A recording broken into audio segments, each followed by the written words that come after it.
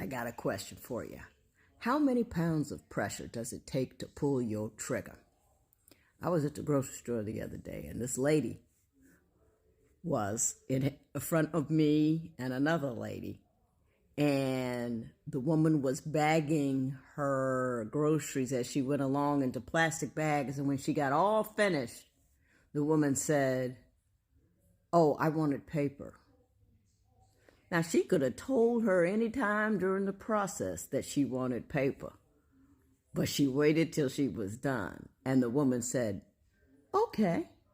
She took it all out of the plastic bag, she put it into paper, and then the woman waited for her to get done, and then she said, "I can't carry those bags, they're too big. You've packed them too heavy, so you need to repack them in smaller bags." And then she turned and looked at me and the lady in front of me who were waiting. And the lady in front of me smiled. And then she smiled at me. And then I smiled at the cashier. This woman was looking to pull triggers. She wanted to upset people. She wanted to get angst. She wanted to get angry.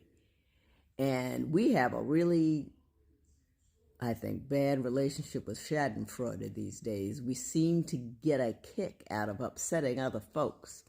And it makes the powerful feel powerful to find somebody that has a little less power than you and to exercise as much agitation as you can, so everybody standing on the edge of anger can get pushed off right into upset. And the wonderful thing about that was we decided not to allow her to pull the trigger. This one chick had a whole lot of pounds of pressure, and she shared that with me with a smile. And I shared that with the cashier. And once the cashier knew she and I were cool, she was cool. And what we did was we took the gun away from that woman who was looking to shoot us in our peace, because we had a whole lot of pounds of pressure and she couldn't pull our triggers. The question that I have for you is, how many pounds of pressure does it take to pull your trigger? Now, some people say letting that kind of thing go encourages that behavior and lets people get away with things. I look at it this way. That kind of thing interrupts that kind of behavior, because if you get triggered, what's what she was looking to do, she's won. But if you don't get triggered, she has wasted her time. And if she would run into like 3 or 4 of those, she would stop.